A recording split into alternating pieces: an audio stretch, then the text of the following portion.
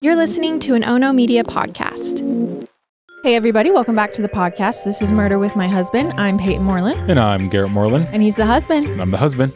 Happy Monday. Happy Monday. Hope everyone is doing great.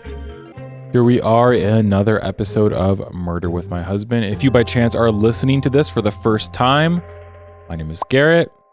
That is the lovely Payton Moreland. And she tells me a new case each week. I have no idea what she's going to say, what she's going to talk to me about. And I love true crime. And I historically hate true crime. Historically? Here we are.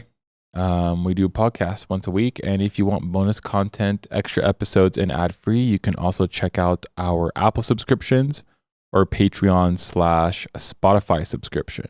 And trust us, we know we're about to just ruin your life because you'll never find a podcast better than this and you're going to run out of episodes, and we know. But here we are every single week coming back. Thank you guys for supporting us. We love you. That leads us to Garrett's portion of the show where he talks about hot tamales. This week for my 10 seconds, I think I have a hot tamale obsession. Not good. You know how much red 40s in that? Not good. I ate a lot of hot tamales. If I die one day, it's going to be because of my hot tamales. But that's okay. I love hot tamales, and I just wanted everyone to know that I love them so much. And I hope that everyone else also likes hot tamales. I also just got a buzz cut. Just buzzed my hair. So it's pretty short. If you're watching on YouTube, there's a weird light coming in from the left because we don't have curtains currently on the window. So sorry, YouTubers, that it's not super visually appealing. We apologize. That's our fault. We are recording later than usual. I think that's all. That's what I got for 10 seconds. You know, just pickleball, hot tamales. I went golfing for the first time this season. I think it's going to be a pretty good year of golf. I think I should be a scratch golfer by the end of the season. I'm pretty excited about it. Payton doesn't know what that means, so she doesn't know if I'm being serious or not. But no, for anyone out there, I'm not a scratch golfer. But hopefully at some point I am. I said it before and I'll say it again. I don't really know how golf works because whenever I go with Garrett, he uses like 10 balls. Get out of here. He just doesn't like his shot and then puts a new one down and shoots again. She's making that up because she watches too much TikTok. Do not listen to her. TikTok? Yeah. I didn't get that off TikTok. That's what all the TikTok people do. Nope. That's not true. I just thought that was funny. It was funny. All right. Shall we get into this week's episode? Yes. Let's do it. Our sources for this episode are kens5.com, yahoo.com, ksat.com, cbsnews.com, courthousenews.com, mysanantonio.com, and sandhillsexpress.com. So when I think about the typical college experience, a lot of things come to mind, like the challenging coursework, making new friends, finding new hobbies, maybe a little bit of partying. But I think one of the biggest parts of the college experience, at least for me, is honestly the dating. I mean, I found my Garrett during my college. Finding your Miss or your Mr. or Mrs. Forever, or your Mr. or Mrs. Right. Either way, exploring new relationships sort of comes with the territory in college. It's part of finding ourselves, learning who we are, what we want, what we don't want for the rest of our lives. But dating a new person always comes with risks. Are we going to catch feelings for someone that maybe we're not ready for? Are we going to get our hearts broken? Are they going to get jealous or bitter if it doesn't work out? What we rarely stop to consider is how this person might react if things don't go the way they were hoping for in the relationship. So today we are headed to San Antonio, Texas. All right. To meet 19-year-old Cayley Mandadi. In 2017, Cayley is a sophomore at Trinity University in San Antonio, Texas. It is a liberal arts school of about 2,500 students, and Cayley is studying to be a communications major there. Okay, she's 19, just barely entering her college career. And in many ways, Cayley does fit the mold of an all-American girl. Growing up, she was popular in school. She was a cheerleader, but someone who had a huge heart and was always very warm. She was trusting. She was open and honest with people. And friends said she always had a huge smile on her face, both on and off the football field when she was cheering. And Cayley brought that radiance with her to Trinity College. There, she made a lot of friends quickly. She had joined the Trinity cheerleading squad, which helped her feel right at home. And she became a member of one of the sororities on campus. But Cayley was also a person with a lot of depth because she was really smart. Probably because she was raised by some really intelligent people. Her father was an international executive for MGM Resorts. All right. And her mother was a scientist. Her stepfather worked for NASA. Oh my gosh. And as the only child, Cayley's parents made sure they set her up for success. But as we know, college is an exploratory chapter in a young person's life. It's a time that will not only shape the future of your career, but the future kind of what person you're going to become. And sometimes that means sowing wild oats and trying out new things and new people, which was what Cayley was definitely embracing going into her sophomore year at Trinity. Now, by that point, Cayley had been dating a guy named Jet Burcham. She was kind of dating him on and off for the last 9 months. Now, Jet was a Trinity star football player, and he was in Greek life himself. So together, he and Cayley, the cheerleader, were sort of like an idyllic college couple. They met around January of 2017 and dated throughout the spring semester of her freshman year. But by the time summer rolled around, Jet and Cayley were on the outs. And by September, when the two returned to campus, Cayley had sort of soured on the relationship. Now, going into sophomore year, she was looking for something more serious, someone she could make things exclusive with, but Jet just was not into that idea. So Cayley was kind of over it by the time she returned to campus for her sophomore year. She was ready to leave Jet in the past and see if there was someone who really wanted to commit themselves to her more, kind of in a more meaningful way. And that's when she met 22-year-old Mark Howerton. Okay. Now, Mark wasn't actually a student at Trinity, but he was there all the time visiting his friends. He actually lived 3 hours away in Houston at this time, but Cayley might have liked that Mark was a former high school baseball star, another fellow athlete, which seems to be her type. And things seemed hot and heavy pretty quick for Mark and Cayley, even though he knew she was fresh out of a relationship. But that didn't seem to stop Mark. Instead, 4 weeks after they started dating, he invited Cayley to be his +1 to a concert. It was at a music festival in San Antonio on October 29th, 2017. Now that morning, Mark picked Cayley up from campus. The two seemed ready for a day of partying and to blow off some steam. But before they got to the stadium where the festival was being held, there was something they wanted to try. So they pulled over at a car wash around the corner and took some MDMA. The two got to the concert, saw a few bands, met up with a few friends, and had a few drinks. They honestly spent the afternoon dancing and laughing. Sorry, what is MDMA? Molly? I didn't know that was Molly. Did you? Well, now you got me questioning things. Not like I've ever done it, but I'm pretty sure MDMA is Molly. Well, I haven't done it either, so that's why I'm asking. I don't know. Anyone out there who's done MDMA? I assume it is Molly. Let us know if we were wrong. It's Molly. Thank you. It's Molly. I'm not going to doubt myself. I was so sure on that I didn't even look that up. Yeah, I don't know. So they spent the afternoon dancing and laughing, but at 3:45, things got a little awkward at this music festival because this is when Cayley runs into her ex-boyfriend from freshman year, the football player, Jet. I can only imagine how weird this must have been, being with your new boyfriend and running into your old one. I mean, the two supposedly knew about each other, but I would think when you have added Molly and alcohol to that equation, it probably makes the emotions you're feeling a little bit heightened. And while they don't do much more than just say hi, from what I can tell, it definitely ruins the day for Cayley because only an hour or so later, Cayley and Mark actually leave the music festival early. They get into Mark's Mercedes and drive off. But come the next morning, this is October 30th, 2017, Cayley's friends are getting worried. Her friend Taylor, who's been buddies with Cayley since freshman year of high school, wakes up to notice that she hasn't gotten her morning Snapchat message from Cayley. The first thing they did every day when they woke up is send a Snapchat message to one another. Now, Taylor doesn't actually go to Trinity with Cayley. She's at another college nearby, but Cayley's friends at Trinity are also starting to worry about her because Cayley failed to show up to a sorority meeting the night before after the concert. So she was supposed to do the music festival and then go to this sorority meeting. And they've been trying to call her and text her ever since she missed it.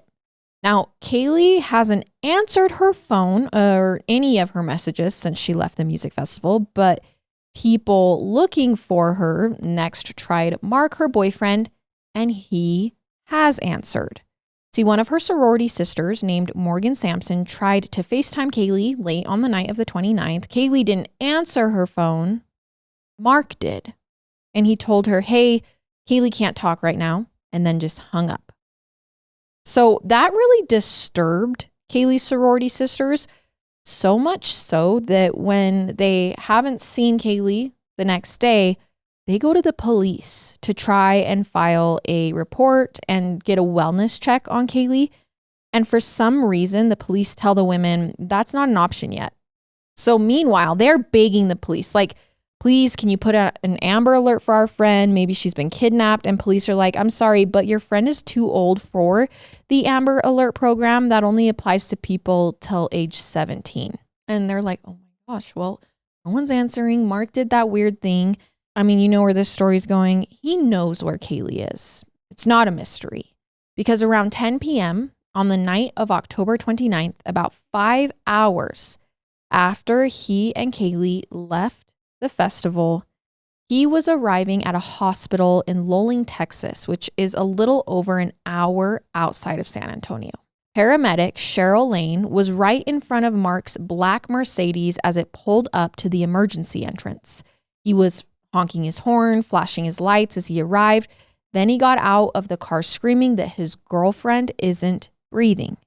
And when Cheryl takes a peek inside the passenger door of the vehicle, she sees Cayley there unconscious in the seat, and this paramedic notices that Cayley has some bruising. Her clothes aren't on her. They are lying on the floor of the car. Oh my gosh, dude. But Cheryl is more concerned with getting the girlfriend out, Cayley, and administering CPR. Now, as other medics rush out and help Cayley inside, Mark starts frantically explaining that he and Cayley had taken Molly at a music festival, and when they left, she passed out. So for the time being, all of the doctors and nurses are actually treating Cayley's condition as a drug overdose. They insert a tube into her chest to help her breathe. They put IVs in both of her arms, and they send in a sexual assault nurse to photograph Cayley just in case. Meanwhile, as Cayley's at the hospital fighting for her life, her parents are pretty unaware because for whatever reason, they aren't contacted until 4 a.m. on October 30th, 2017. So they get to the hospital and they see their daughter for the first time, and they can't help but notice how extensive the bruising is all over her body. Oh my gosh. It's actually so bad that her parents are like, this is not a drug overdose. Like, did she jump off a bridge? Did she like have a terrible fall? What could have done this much damage? Was it the amount of times they had tried to administer CPR on her? No. And the police are curious about this too, because at the same time, they are actually in another room interrogating Mark Howerton, the boyfriend. They want to know every second of what happened leading up to his arrival at the hospital. Because if you show up with someone who's apparently overdosing but has bruising all over, they will call the police. And they get a lot of the conversation they have with Mark on body cam footage. So they bring Mark to the quietest place they can find in the hospital. Okay, this just is happening right on. Okay, the hospital staff calls the police come, and they're just trying to make sure everything's good. I love how much is on body cam footage now, because you can just... Especially at hospitals. So much information. Yes. I love it. So they kind of bring Mark to a quieter place in the hospital. That happens to be the chapel. And Mark starts off the conversation seemingly pretty honest with them. He says, yeah, we took MDMA. We had some drinks before going into the festival. He mentions that they ran into Cayley's ex, Jet, at around 3:45 p.m. He tells them that after this encounter, him and Cayley actually got into a bit of an argument. Mark says he told Cayley that Jet wasn't worth her time. She just needed to get over him and enjoy the festival. Okay. And that the fight got so heated that they just decided to leave the concert altogether early. But once they got into his car, he claims things began to calm down. He tells police they pulled over at a gas station parking lot, and that's when they started to have makeup sex in the car. But Mark admits to the police that this sex was not loving and tender. He does say it was a bit rough. There was some choking, but it was 100% consensual. When we were having sex, I choked her, but it wasn't like killing. And he tells the police, he's like, this also isn't far off from how things usually are between us in the bedroom. He said, this is actually normal. I'm sure the police are just like, bro, her entire body is filled with bruises. Yeah. Like, what are you talking about? Then he says after they finished having sex, they got back on the road and started heading for his home in Houston, about a 3-hour drive. And en route, Cayley started to say she wasn't feeling well. She fell asleep in the passenger seat. And shortly into that drive, Mark says he realized that Cayley wasn't breathing. That's when he rushed her to the nearest hospital. That's the one they're at. How'd her clothes get off? Well, because they were having sex before this. You guys, are you looking for a natural way to promote and maintain your liver health? Well, I found a clinically supported, potent, and effective solution that I can't wait to share with you. Dose for Your Liver was formulated to cleanse your liver of unwanted elements, aid digestion, and maintain your body's filter. And why does this even matter? Your liver is the second largest organ in your body and is responsible for over 500 functions in your body. Dose's science-backed formula promotes liver function, aids digestion, eases bloating, and even boosts energy levels. Clinical results in a double-blind, placebo-controlled clinical trial, Dose for Your Liver lowered liver enzyme levels by 50% in over 86% of participants. I have actually been taking Dose because I didn't know how important my liver was and how important it is to take care of it. One Dose for Your Liver shot is actually equivalent to 17 shots of turmeric juice. Sheesh. Dose is also gluten-free, dairy-free, sugar-free, and vegan. So stick with Dose and feel the incredible benefits over time. You can have more energy, better digestion, reduce bloating, healthier liver enzyme function. You can even see a reduction in brain fog and better sleep.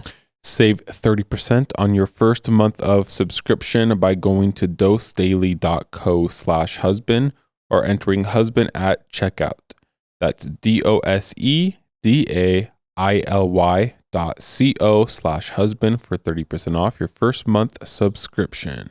All right, you guys, we are getting into an ad real quick, and let's talk about something that we don't talk about enough: vaginal health. Life happens, whether it's hormones, periods, tight clothing, or just everyday activities, and things can get off balance. And that's where O Positive's Urovaginal Probiotic comes in. Uro is specially designed to support vaginal pH, maintain healthy flora, and keep things fresh, so you can feel confident every day. When taken daily, Uro delivers noticeable benefits within 8 weeks. Many may see results sooner. Many customers talk about how the improvement in vaginal health led to greater confidence as well as better sex and intimacy. And the best part is real women swear by it. One customer even said, this product does everything it says it will. I'm just finishing my second month. I have no discharge, no odor, no taste. This stuff is a game changer. So take positive care of your health today and head to opositive.com/husband or enter husband at checkout for 25% off your first purchase. That's opositive, opositive.com/husband for 25% off. Now, on its surface, this story could be plausible. I mean, it could even be honest, considering Mark admitted to them, yeah, we did fight. Yeah, we were on drugs. We drank. But the bruising on Cayley can't be ignored. So they ask him, okay, we understand what you're saying, but the bruising on her body, what happened? And he said, I noticed some bruising on her legs earlier, but that bruising that's on her now wasn't there when I dropped her off. which is a bit shady for two reasons. Number one, the paramedic noticed the bruising the second that Cayley got there. And number two, Mark actually has bruising on his hands at the time of this interrogation. The top of them are like a little red and scabby, which is enough for police to go, okay, you're going to stay here. We're going to go search your car because that's where you're claiming most of this happened. It's kind of interesting too, because at this point, I'm sure he's hoping she doesn't wake up. Right? Because if she does wake up or she's gets better, I mean, she's going to be able to tell them exactly what happened. Which is also interesting because wouldn't he want to make sure she's dead if that was the case? Well, anyways, they keep going. Keep going. They decide they're going to go search his car. Mark is very cooperative. And I want to reiterate that all of this is happening at the hospital, like in the next day. He doesn't tell them to get a warrant. He just tells them to look around in the car, where they discover some marijuana and a gun. But Mark doesn't seem too alarmed by this. This is Texas after all. Instead, he is just like, okay, I understand you guys are searching my car, but can I get an update on Cayley, my girlfriend? But the truth is, things are not going well over with Cayley in the hospital room. By the morning of October 31st, 2017, the next day, doctors bring Cayley's parents in and tell them that there is no hope for recovery. After trying to resuscitate Cayley 7 times over the course of the last day and a half, they let the family know that Cayley was now brain dead, which is when her parents were left with an unimaginable decision. They called her closest friends, invited them to the hospital to say goodbye, and they signed the papers to fulfill one of Cayley's wishes to donate her organs to those in need. And then that afternoon, Cayley's family gave her one last kiss as they decided to take her off life support. Oh my gosh, that would be so hard. Awful. That would be awful. Awful. So after Cayley's passing, the police continued to speak with Mark Howerton on a few separate occasions because now she has died. And his story remains consistent each time. He says that we went to the festival, saw her ex, we got in a fight, we left, we had makeup sex in the car. And then Cayley said she wasn't feeling well. We were driving and then I noticed she wasn't breathing. That's when I rushed her to the nearest hospital. And for now, there's nothing the police can charge him for. This isn't exactly looking like a homicide until the autopsy comes back. Of course. And that changes everything. Because the autopsy doesn't say that Cayley died from high levels of alcohol or MDMA or mixing them. It says that Cayley's cause of death was, and get this, blunt force trauma to her head. Holy crap. Which is consistent with what they found on the rest of her body, bruises everywhere. And this is actually something that I didn't know, but I learned the other day and is actually something you can look for in children or elderly people to see if there's a possibility that they are being abused in the care of someone else. Okay. If someone is getting hit in the head, oftentimes a symptom of that will be bruising in their ears. Interesting. And it doesn't mean that they'll bruise on their actual head, but if you look at their ears and there's bruising in or around their ears, that's a sign of head trauma. And this actually has been used multiple times to prove that people are being abused, which is actually gross. And I'm not even going to go there that this is something they look for in children. But this is what's happening with Cayley at this point. There is bruising in her ears. And this is slightly graphic, but I do think it's important to understand the severity of these injuries because it's definitely not an overdose, and this is a huge part of the case. So you can fast forward if you don't need all the details.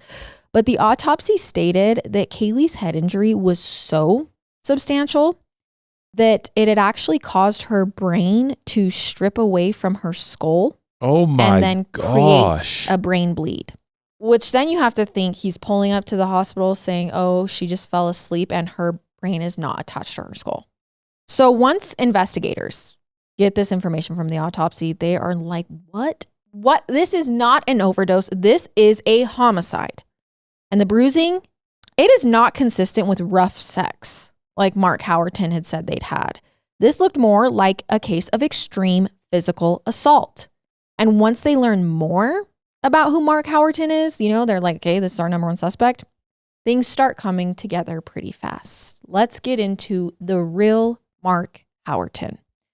Let me start by saying that Mark is a pretty big guy. He's tall, he's muscly, to the point where some of Cayley's friends even said that they thought he was on steroids.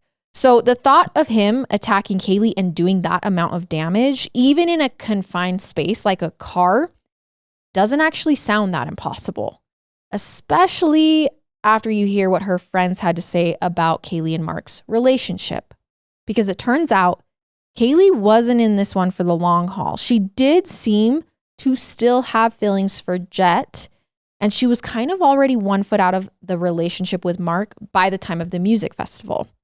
She had actually spoken to a few friends about breaking up with Mark, but she also passively mentioned that she was kind of afraid to do it. Like she was afraid to have this conversation with him.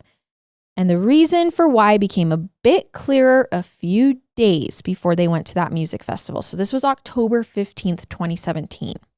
Cayley's roommate, Morgan Sampson, told police after her death that on that night, Mark came to campus to hang out with Cayley. Remember, he doesn't go to the college. It seems like Mark got super drunk that day and then showed up that night and began throwing up off of Cayley's dorm room balcony. So at this point, Morgan invited Cayley to a frat party and told her she should just leave Mark behind to sober up, cool off, like he's already too far gone to party. Now, Mark isn't cool with this because Jet is part of the fraternity that's hosting this frat party. Yeah, okay. He senses that Cayley is not necessarily over that breakup, but Cayley and Morgan decide to go to the party anyway, and they're basically like, Mark, you don't even go here. You need to stay home and sober up. Like you're kind of not invited. So Mark stays in Cayley's room, and while she's out, her neighbors hear a bunch of loud banging coming from her bedroom. So they actually call campus police. They're like, hey, there's something going on over there. So police show up, they knock on the door, and they find Mark. They ask him, hey, we need to take a look inside the apartment. He says no. But the police are like, okay, we're campus police. Wow. We're coming inside anyways. And what they find is that the balcony door to this apartment has been broken, and all of Cayley's clothes from inside her bedroom have been thrown off the balcony. Holy crap. And onto like the trees outside, as well as her laptop has been thrown off the balcony. Keep in mind, Mark doesn't go to Trinity, so campus police are like, okay, you can't ever step foot here again. Yeah. Like you are not allowed on campus. Now, as far as I can tell, nothing happened to Cayley that night. It seems like police told him get off campus immediately before Cayley even came back to her dorm room. But I know that at this point, she tells her ex-boyfriend, Jet, that, you know, I'm dating this new guy, Mark, and I am scared of him. Like I want to break up with him, but his behavior is just showing me that it might be dangerous to do so. And another friend of hers said that she had actually begun to see bruises on Cayley after that day. Oh, wow. So, and when she confronted Cayley about it, like, hey, why all of a sudden do you have bruises on you? Cayley admitted that they were from Mark. So after he does this on the balcony, he then starts to get physically violent with her. We've talked about it a few times. I actually truly don't know what you're supposed to do when you're being beat, but you're scared to leave because they're going to kill you. Like, I truly don't know what you're supposed to do. And honestly, because sorry to interrupt, because the legal route for that isn't working. It's just sticky. Yes. Right. It's so sticky. Like, it doesn't solve the issue. He's not going to go to prison for what he's done. Yeah. If it's not super severe yet, like what happened. Yeah. So it's too sticky. And I don't know female, male, whatever. I don't know what you're supposed to do when you're being abused like that. And I will say, like, I got the hint that, like, there was a little bit of victim blaming going on, being like, well, if Cayley's still in contact with Jet, how was that fair to Mark? What the? Blah, blah, blah. Let me just clarify something. When you are in trouble with someone, you tend to go to people you trust who you think can help you out. Yeah.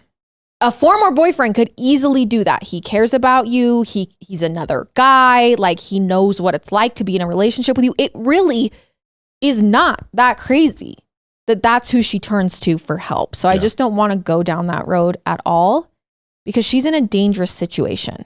And then another friend told police that Cayley had confided in them about a time when Mark had grabbed her head and smashed it into a car window. What is happening? Now, by this point in October, Cayley had apparently tried to end things with Mark more than once. But whenever she told him, like, hey, I think we should break up, like she tried to have the talk with him, he would threaten to die by suicide.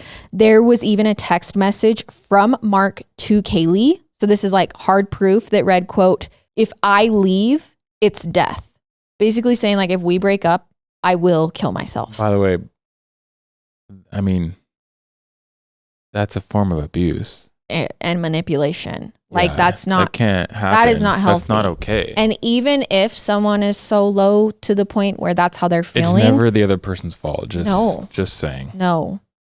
I mean. If you can get help and get other people involved. Mm-hmm. But by the time the festival rolled around, October 29th, Cayley is literally on her last leg. She told Jet that she was planning to break up with Mark while she was there that day because there would be a lot of people around. So if anything goes sideways at the festival, there would be witnesses.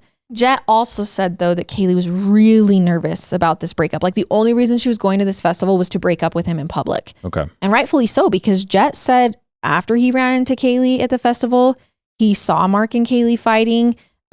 Obviously he's figuring that they're breaking up, and it appeared like Cayley was trying to get away, but Mark kind of hooked his arm around her shoulder. And then he just began walking her to the exit. So now with this eyewitness testimony against Mark Howerton and the incredibly damning autopsy report, police feel like they have more than enough to press charges. Yeah, I'm so mad because what? I've said this on the podcast before, and I totally get if you disagree with me, and I'm fine with that. Like, I don't care. It doesn't offend me. I still love you. You still love me. We're a happy family. Way to force that. But it's just like, I just don't think, I mean, he's going to get prison time, obviously. I don't know. That ain't good enough for me. That's not good enough for me. Like, that's just not, it's not okay. Like, yeah, sure, he goes to a prison, but cool. Like, he physically killed somebody. Like, because he's rageful and egotistical and can't be told no. Like, you still have your life. Nah, not about it. I'm not about it. You should have the right in this world to break up with anyone whenever and for whatever reason you want. And it doesn't mean it's not going to emotionally hurt someone, but you also have that freedom as a person. It's crazy. Police are like, hey, we have enough to press charges. And just a few weeks after the autopsy is revealed on February 28th, 2018, they go and arrest the 22-year-old Mark. He's charged with first-degree murder and first-degree sexual assault. Now, it takes almost 2 years for Mark to go to trial. So in December of 2019, the prosecution is ready for a conviction. They argue at trial that on the night of October 29th, after attempting to break up with Mark, Cayley was forcefully taken back to his car where she was sexually assaulted by him and then beaten so badly that she suffered that fatal brain bleed. And they show the jury just how bad it was with photographs taken of Cayley in the hospital. Now, when it's the defense's turn, they are like, not so fast. They argue no one saw what transpired between Cayley and Mark in the car that day. And here's the thing. Jet is called in as a witness for the prosecution because he originally told police he saw him lead her out of the music festival. But when he testifies, he doesn't say that on the stand. This time he's like, no, I just saw the two of them walk away. I didn't really see her being like forced away with him, which is honestly just like a technicality. Like, yeah, big difference though. Not saying it makes him innocent or not innocent, but the defense, I mean, they can use that. I mean, anything that creates doubt will be used. Right. Why Jet changed his tune during the trial is kind of a mystery. Maybe he was exaggerating the day that he talked to police. And then when he was under oath, he was like, I should probably just tell the truth. But that still doesn't explain all the bruising and the autopsy results that happened from the time she was last seen at the festival to the hospital. Though the defense had a pretty convincing argument for that too. They said that the bruising was caused by the hospital, by Cayley's medical team, who tried to resuscitate her 7 times in an effort to save her life. For this, they point to a broken rib on the autopsy And the defense leans into the mDNA aspect of the story, that while the autopsy didn't state it as a cause of death, it was in her system at the time. And some experts called on by the defense argued it could have definitely played a role. So after 10 hours of deliberations, the jury returned to the courtroom, and they claim that they couldn't agree. Oh my, get out of here. So they don't have a verdict. Mark Howerton's case ends in a mistrial, and he's a free man. Mark would be getting a new trial date, which wouldn't come until 2023 because they're going to try him again. Though that's when Cayley's mother, scientist Allison Steele, and Cayley's NASA engineer stepfather, Lawrence Bateland, realized this case wasn't as cut and dry as they thought. They thought that like going to trial is going to just be open and close. And they decide police need more evidence this time around. And they're like, we're going to fight it. Like, we want justice for our daughter, and we are getting to work. Okay. Cayley's stepfather, Lawrence, starts by poring over these autopsy photos. And what he notices is a small little injury above Cayley's right ear. And then he notices a few more injuries. They're subtle things, but soon it starts to paint a picture. He and Allison think that the fatal blow was when Mark hit Cayley in her left ear, which sent her head into the window that hit the lock button on the car. Oh, and God. that was what that was on her, right above her ear. Yeah.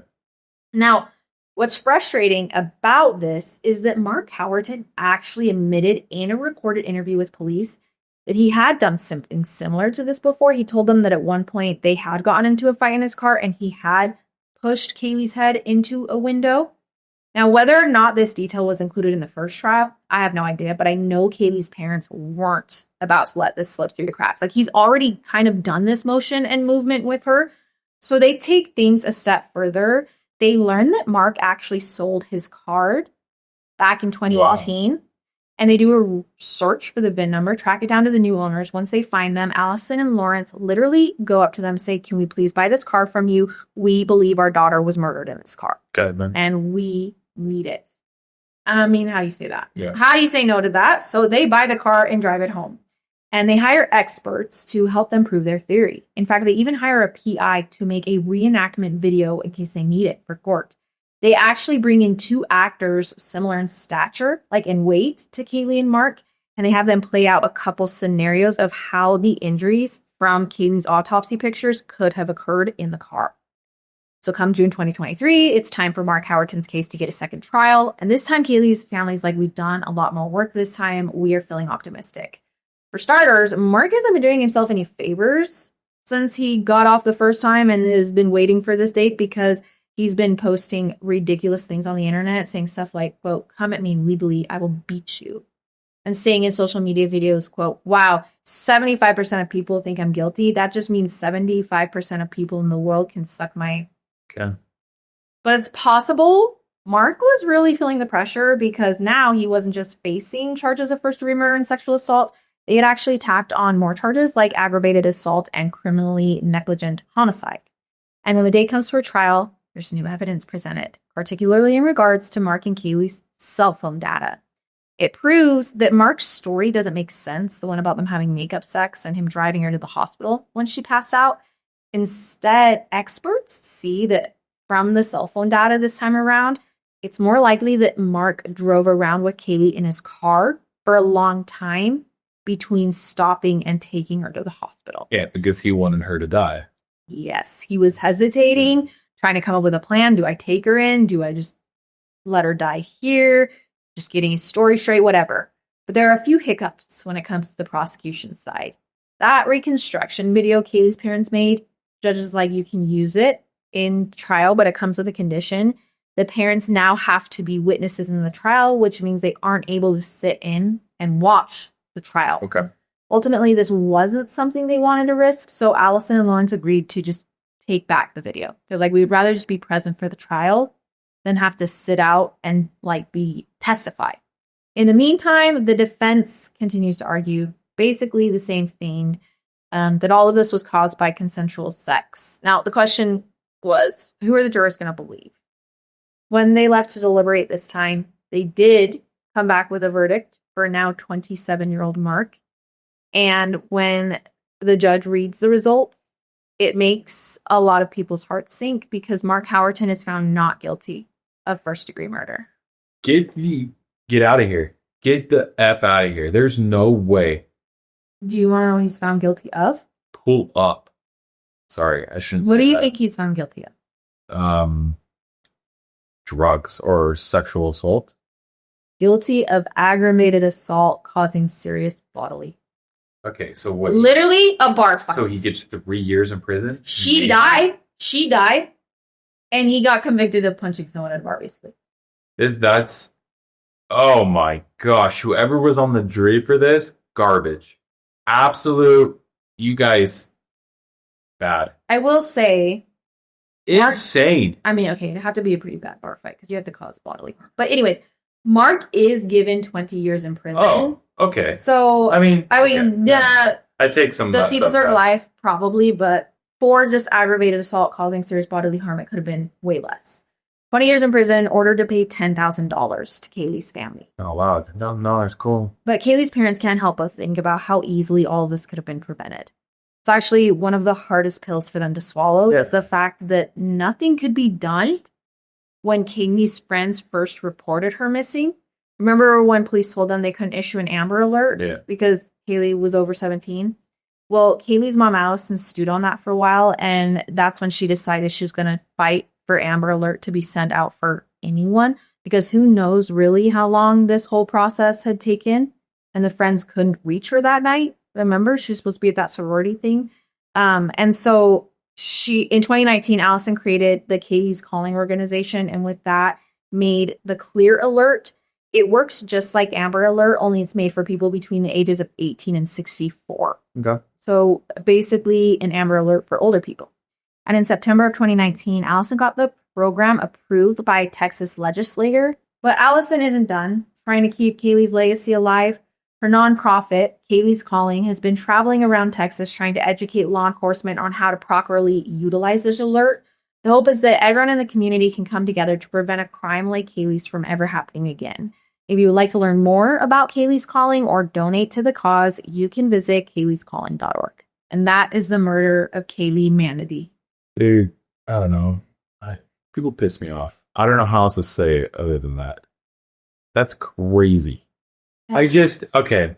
And I know this is good. We leave some of this stuff to the end because a lot of people have probably turned the podcast off by now. But this is exactly why I just think there's not a scary enough punishment.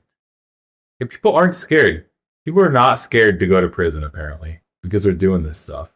If you were truly terrified of consequences from your actions, you wouldn't do something. Majority of people, you're still going to have your 1% of people who are just serial killers and don't care. Yeah. I don't know. Just my thoughts, but horrible, and I feel it for the family, and that. My thoughts are this. Not everyone, but I would say a lot of people have been turned down by someone that they wanted. Yeah. Right? Sure. I mean, there's, and that hurts. And it does feel bad, but not everyone shoves someone's head into the side of a car so hard that their brain splits from their skull. And that's the difference. All right, you guys, thank you for watching this week's episode or listening, and we will see you next time with another one. I love it. And I hate it. Goodbye.